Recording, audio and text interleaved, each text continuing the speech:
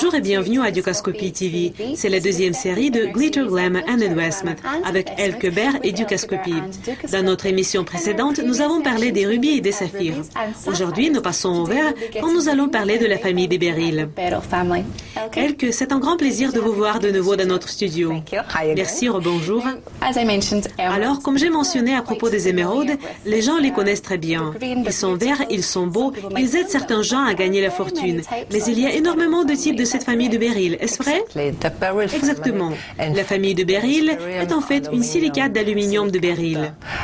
Et les pierres que nous avons mentionnées sont les émeraudes, mais il y a aussi des aigues marines et par exemple la morganite. La dureté de la famille est de 7,5 jusqu'à 8.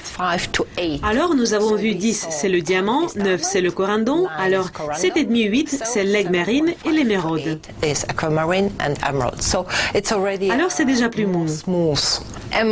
L'émeraude provient du mot smaragdos, ce qui signifie en latin smaragde, et zamarad, qui est un mot perse et qui veut dire cœur de la pierre.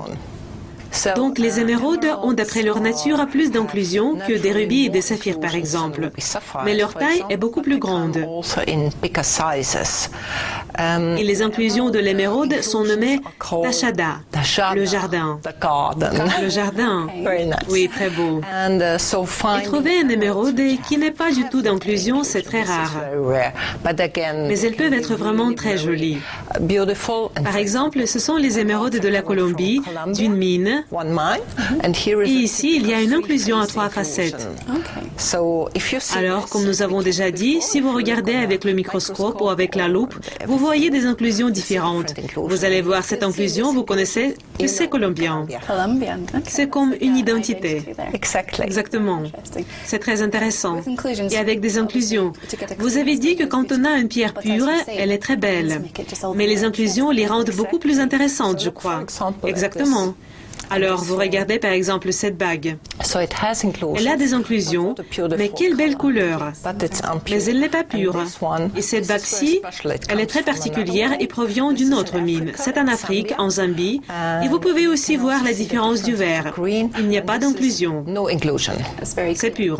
Oui, c'est très pur. Comme les boucles d'oreilles que je porte aujourd'hui.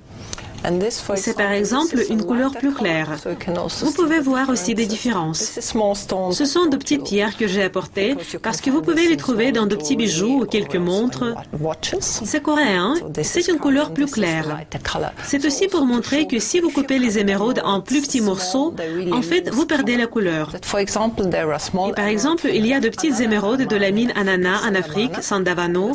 Les pierres de Sandavano sont très brillantes et elles ont vraiment de la couleur si on les coupe en petites pierres. Donc, on va les utiliser plus comme des accents dans les bijoux pour le design. Oui. Elles sont en fait très belles. En ce qui concerne l'aigue marine, vous avez une très belle bague avec cette pierre.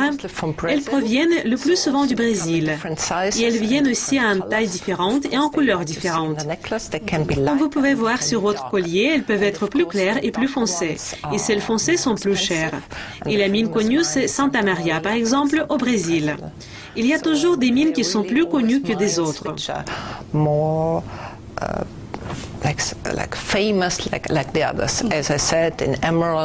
Comme j'ai déjà dit en parlant des émeraudes, ce sont celles de la Colombie, surtout la mine Muso. La mine la plus connue, oui. Mais il y a aussi Pita, Chivor et d'autres mines, mais la plus connue c'est la mine Muso.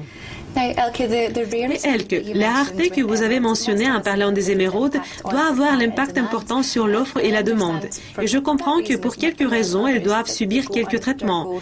Pouvez-vous parler de quelques traitements que subissent des émeraudes?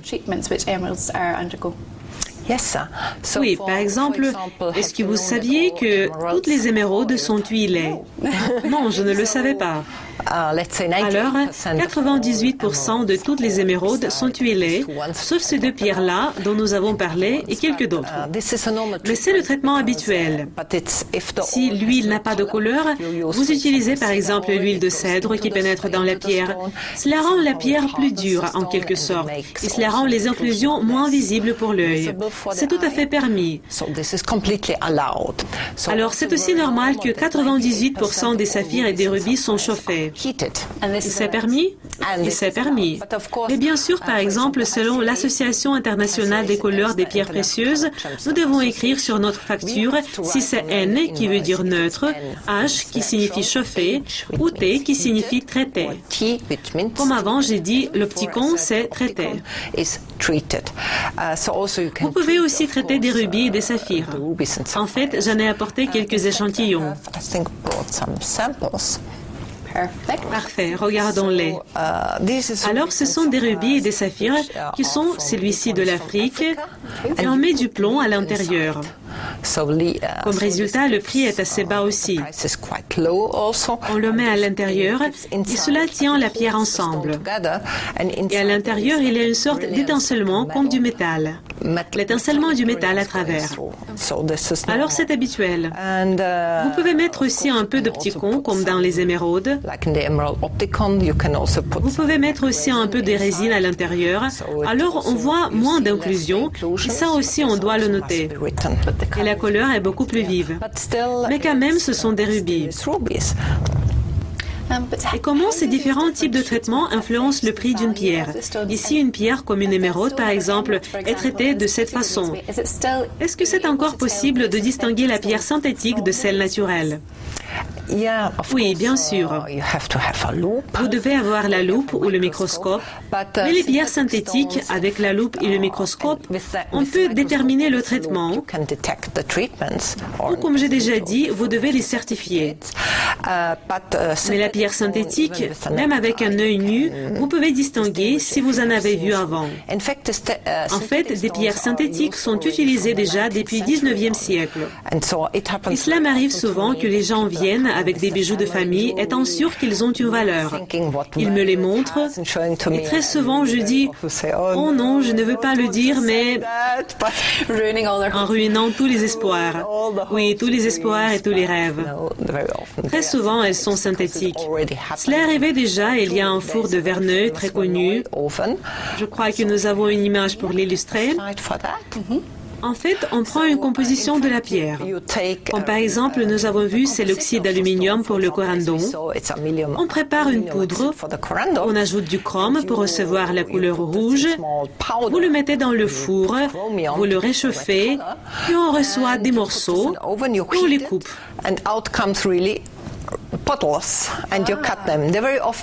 Et très souvent, elles sont aussi utilisées dans l'industrie horlogère, par exemple, dans le verre ou d'autres éléments. Et je vous en ai apporté quelques échantillons. Donc, si vous voyez de grands rubis de couleurs vives, comme ceci, presque trop parfaits, par exemple, les pierres synthétiques sont toujours coupées d'une manière parfaite. Elles sont brillantes, elles n'ont pas d'inclusion, sauf celles qui restent après l'agrandissement. Elles ont des lignes comme ça. Donc, avec la loupe, vous allez voir des lignes de l'agrandissement et parfois on voit quelques bulles, mais elles sont vraiment trop parfaites. Oui, je vois. C'est ce que nous avons discuté avec ces pierres-ci avant en parlant de l'étincellement. Ils sont rouge sang. Ce sont par exemple des saphirs jaunes. Ils sont très jolis. Ils sont très jolis, oui, vous pouvez les confondre. Il y a aussi d'autres saphirs. J'ai apporté quelques émeraudes. Et bien sûr, ils sont chauffés. Les émeraudes qui sont différentes.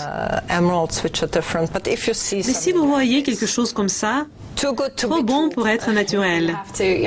Il faut être calme et garder la raison. Oui, mais c'est un peu difficile. Aujourd'hui, on fait des pierres synthétiques avec de vraies inclusions à l'intérieur. On fait des plaques où une partie est synthétique et une partie naturelle. Alors, vous devez faire attention.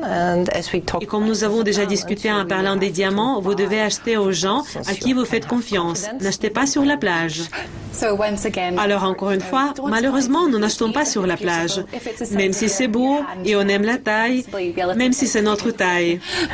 Merci beaucoup de nous avoir parlé de la famille du béryl. C'était le plaisir. Pour moi aussi. C'est tout de Elke et moi. La fois prochaine, on va apprendre à lire des certificats, ce qui est très important. Revenez ici pour le voir. Au revoir.